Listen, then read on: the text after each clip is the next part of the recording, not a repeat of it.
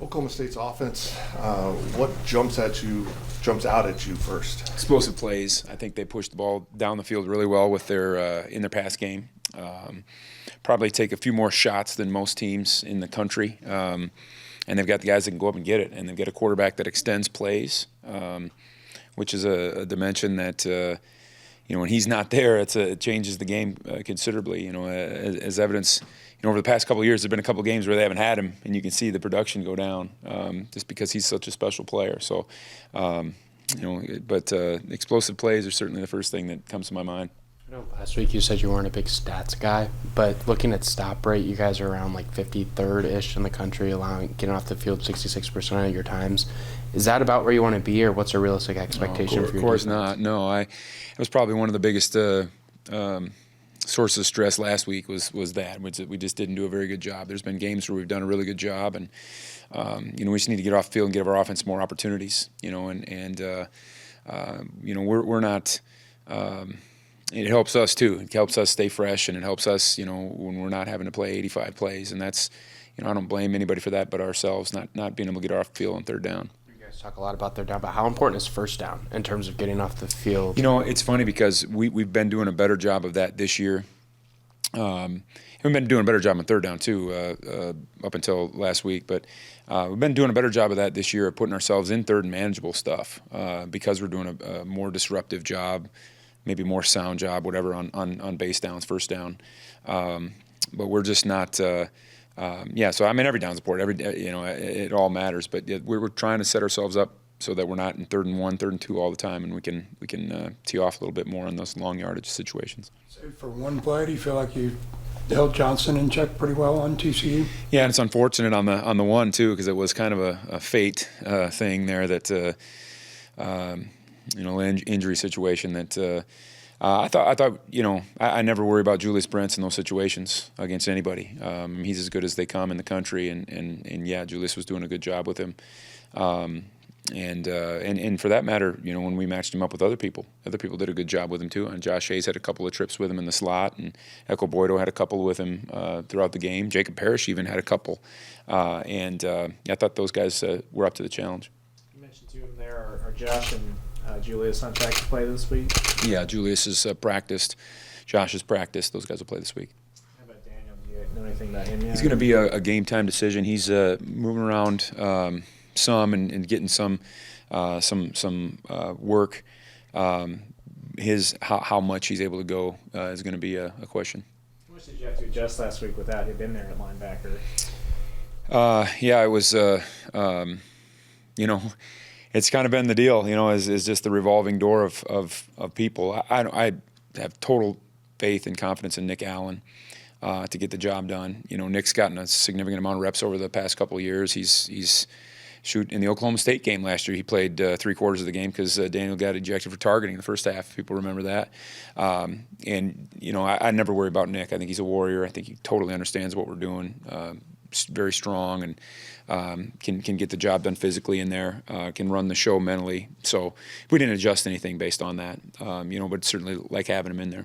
Speaking of targeting, do you have to divvy up practice reps a little bit to plan for Khalid not being in there? Yeah, that's always been dealt with this a few times in the career. Not often, fortunately, knock on wood, but that's a really weird deal. Yeah, because you want to get the guys that are going to be playing in his stead, more than normal. We do a pretty good job, I think, though, of equally balancing our reps with our ones and our twos. So when those guys' numbers are called, they're not, they've been sitting on the shelf for months. I mean, they're getting the same amount of practice reps as the quote unquote starters. That being said, in the second half, does Khalid's rep share maybe change a little bit compared to what it normally would? Depends on what type of a game it is. It could, and there's certainly things that you do with Khalid that you may not do with anybody else. Not a knock on anybody else. It's just Khalid's skill set is so special in certain areas, and so, that's. That we'll see how the flow of the game goes. Those are all questions that answer on Saturday. Besides Nick Allen, is anyone else's snaps going to change drastically without Daniel Green being I think Jake Clifton will see some more time. I think Gavin Forshea will see some more time. Both those guys have been in games a little bit. Gavin played a decent amount last week, especially in the second half. I think those guys reps will increase, and I think you'll Austin Moore will obviously he's been rolling, but he may have to go the distance. When you look at the explosive plays, like you mentioned, to my knowledge and recollection, 2 explosive plays for touchdowns, if that had been TCU's kind of thing.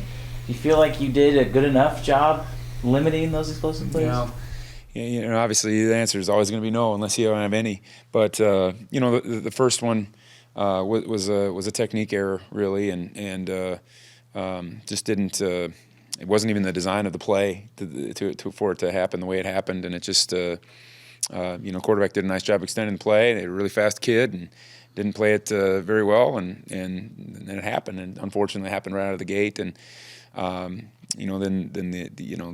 the Julius Brents one, is kind of a the act of God, I guess, on that one. But and then the other one that jumps out in my mind was, we had a 3rd and 17, and they threw a slip screen that I don't know if I would have changed the call any from what we did. We just didn't make the play, and sometimes that's going to happen too. But guys just keep playing hard and keep swinging, and good things will happen. And how nice is it to come back home? You guys haven't had a home game. Yeah, we've been here for a long time. Yeah, it's going to be awesome. I think that I give credit to TCU. I thought the crowd was awesome. It was electric. It was it made a difference in that if they're down 28-10 and they're at our place and our crowd's getting on it like they were, I don't know if they have the fight to come back. But being at home and then scoring before the end of the half and kind of carrying that momentum with them just kind of kept them alive, I think. And things could have definitely been different had the environment been different.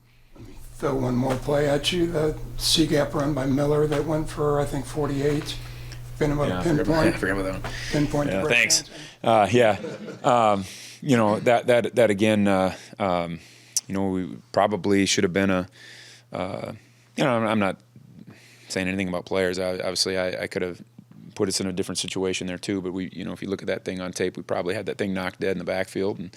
And then we talk a lot about our tackling angles and our tackling pursuit. And on that particular play, even if we missed that where we did, probably should have been knocked down for about 10, and it wasn't. And that's the play that got that whole drive started before the half, things like that happen. I mean, that's football sometimes. But, I still trust our guys to make those plays. So what's the defense doing best right now? I think that we're playing absolutely incredibly hard. I think we're still improving in our execution, but I think we get ourselves out of a lot of jams just because our guys play so dang hard across the board, and I'm so proud of those guys for that. And there's a handful of guys that are playing just an incredible amount of snaps, and they're just taking it and they're going. And we've battled through a lot of injuries. We've battled through a lot of things, and you wouldn't know. Our guys just take it and keep grin and go. In general, what makes Oklahoma State such a hard team to defend? I think it starts with Spencer Sanders, and his ability to run and his ability to see the field really well. I mean, the guy's been playing forever, and he was a problem in 2019 when we first got here. The design things that they have for him, and then the things that he does, off the cuff, so to speak, with his scrambles and those things, extending plays, and then the fact that they're not afraid to take chances. I mean, sometimes guys get conservative, and these guys will push the ball down the field considerably, and they're not afraid to put themselves in 2nd and 10 just because or 3rd and 10 because they didn't know the quarterback can bail them out. Discussing your linebacker issues, is this an offense where you look at going some 60 back against? I think so. We tried to do that a little bit last week, and it just didn't. We did some. The situations weren't always right for it, but we try to match personnels as much as we can. So if they have tight ends in the game, we generally have bigger people in the game, and that's not always true, but that's sometimes the way we like to play it. And if they have a bunch of receivers in the game, we're going to have a bunch of little guys in the game, And again, that's not always true, but that's sometimes how we try to think about things. Bill Palmer was one of the linebackers that kind of got forced into duty last week. How did you evaluate his play and the kind of got? We've both been getting better and better. He's kind of in the same track and the same path that Nick Allen was on, really 2 years ago, but he's probably further ahead than that. I mean, he's more game ready. than Nick was 2 years ago at this time. And we have a lot of faith in Bo. He runs the show. He understands what he's doing, and he's physical. And I think the reps are going to do nothing but help him.